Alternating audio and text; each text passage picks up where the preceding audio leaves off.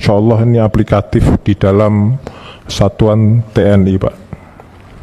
Yang pertama, Pak pimpinan nih perlu diketahui juga bahwa di jajaran TNI sekarang itu kalau 200 mungkin lebih, Pak, jenderal yang nganggur, yang namanya staf khusus. Kemudian di TNI AL, di Angkatan Darat, di Angkatan Udara, itu beliau-beliau itu yang bintang 1 bahkan ada yang bintang 3 itu jadi staf khusus, Pak pimpinan. Jadi terkait dengan hal ini, yang namanya perwira tinggi ini pengalamannya sudah tidak bisa diragukan lagi, Pak. Secara administrasi, memimpin personil, memimpin satuan, memimpin bidang atau departemen, bahkan di tempat pertempuran. Oleh karenanya terkait dengan tadi yang disampaikan oleh Pak Menhan terkait pembinaan personil, dikaitkan lagi undang-undang TNI, Pak, mohonlah ini Komisi 1 semuanya juga yang terkait dengan undang-undang ini harus menjadi prioritas, Pak. Bahkan ada yang sudah 2 tahun lulus Lemhanas loh, Pak. Oleh karena ini menurut saya perlu perhatian khusus Pak Menteri Pertahanan dan Pak Panglima TNI. Kalau memang di situ sudah tidak ada job, keluarkan beliau-beliaunya. Kementerian Pertahanan masih butuh banyak, kementerian di luar pertahanan juga masih butuh banyak tenaga-tenaga beliau.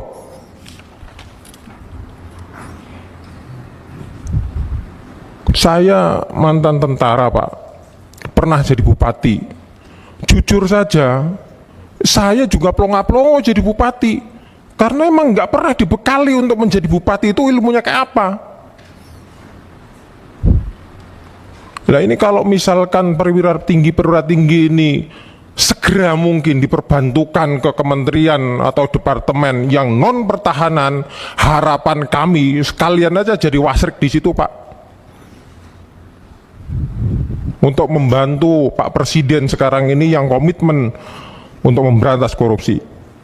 Sayang sekali Jenderal Lemhanas lagi yang sudah 2 tahunan lebih pada parkir. Ini mungkin perlu jadi catatan tersendiri, Pak pimpinan dan juga Pak Menhan, izin. Yang selanjutnya, yang kedua, saya tertarik tadi yang disampaikan oleh Pak Menhan tentang rencana pembentukan 100 batalion teritori pembangunan, Pak ya. Tadi Bapak menyebutkan di situ ada kompi, 1 batalion itu ada kompi perikanan, peternakan, pertanian dan lain sebagainya. Ini sangat dahsyat, Pak. Dan saya yakin kenapa punya rencana kayak gini, ini Bapak pasti akan mengaplikasikan cita-cita besar Pak Presiden, di mana menginginkan mempunyai cita-cita besar Indonesia punya ketahanan pangan, bahkan swasembada.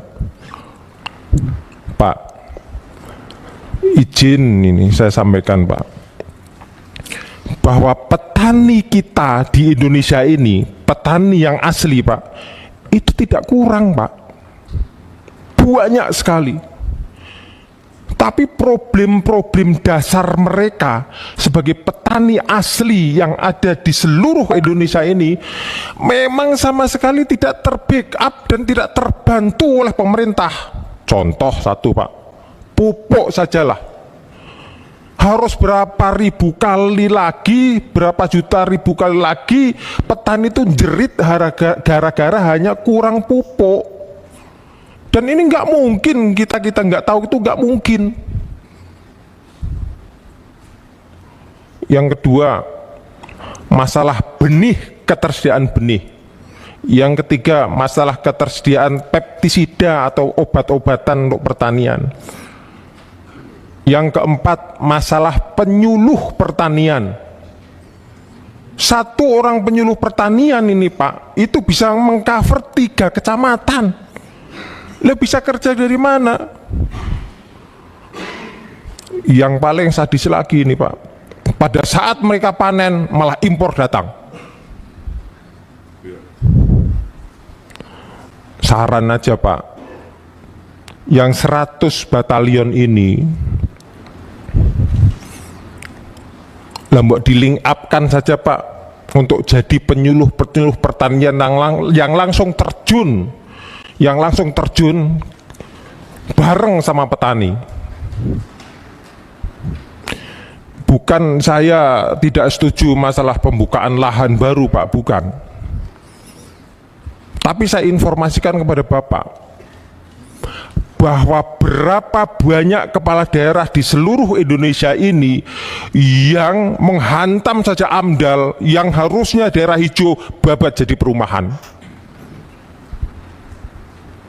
Berapa banyak? Ini harusnya tanggung jawab pemerintah juga. Tapi karena punya kewenangan yang begitu dahsyat si kepala daerah ini, ya akhirnya udah 14. Dan ini semakin lama pasti lahan pertanian akan habis Pak. Mohon untuk dipertimbangkan Pak usulan kami itu, sehingga keterlibatan 100 batalion teritorial pembangunan ini betul-betul bisa manfaat luar biasa Pak. Karena saya sendiri tidak menginginkan untuk gagal. Yang ketiga Pak, saya tertarik tadi yang Bapak sampaikan bahwa keterbukaan dan transparansi dalam penganggaran di Kemenhan dan seluruh angkatan. Tadi juga Bapak menyampaikan tidak akan mengajukan anggaran kalau tidak ada review pertama dari BPKP.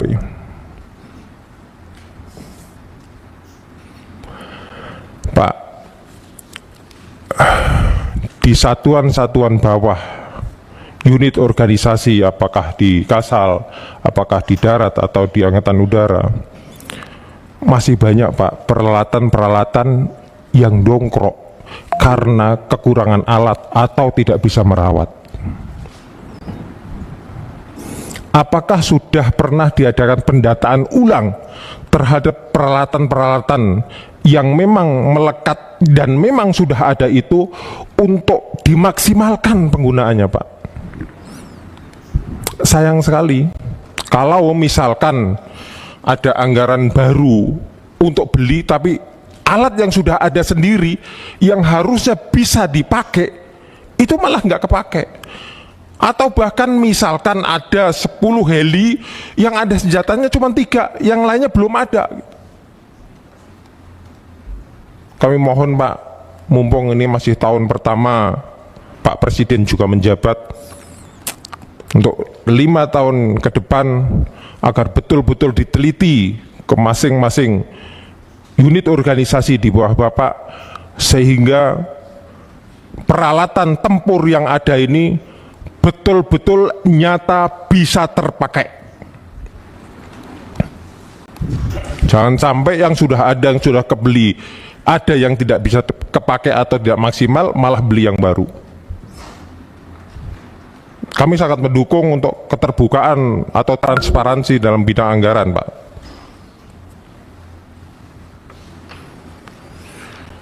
Kemudian mohon izin, ini yang terakhir untuk Pak Panglima. Pak Panglima, saya pernah dibesarkan di organisasi Angkatan Darat. Saya bangga Pak, bangga sekali.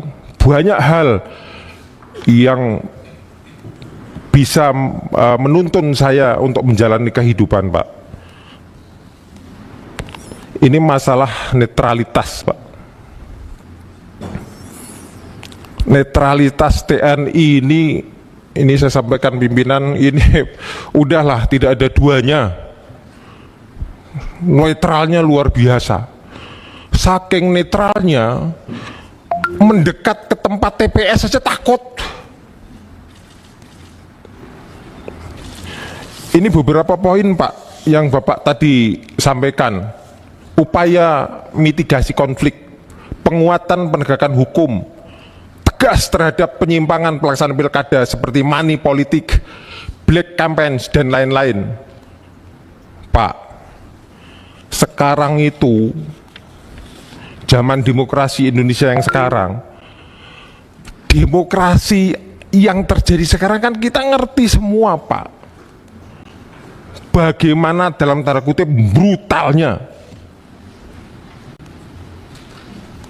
Di media nih yang lagi kencang-kencangnya ini, Pak, katanya ada partai baru. Apa partai baru? Partai coklat. Nggak mungkin kalau kita nggak tahu kok. Nah, mau sampai kapan netralitas TNI ini, Pak? Saya tahu, Pak, netralitas TNI dalam politik itu netralitas untuk negara. Faham, Pak. Tapi kalau pencetakan pimpinan-pimpinan yang melalui demokrasi ini melahirkan pimpinan yang nggak benar, mau sampai kapan? 2/3 dari kepala daerah yang ada di Indonesia itu ketangkep hukum loh, Pak. 2/3-nya, sisa 1/3 aja karena belum atau mungkin karena nggak keambil. Lah ini sampai kapan? TNI netral itu sampai kapan? Kalau netral dalam artian pilihannya silahkan, tapi kalau misalkan sudah di depan mata ngelihat ada penyimpangan, apa undang-undang TNI yang bisa dipegang? Tangkep, Pak.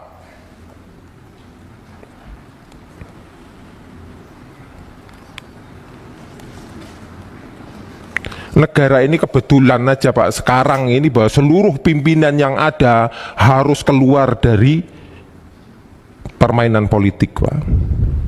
Harus keluar dari permainan politik. Karena emang kayak gini. Tapi saya harapkan ke depan TNI mengambil peran lebih lagi, Pak, untuk menjaga netralitas dan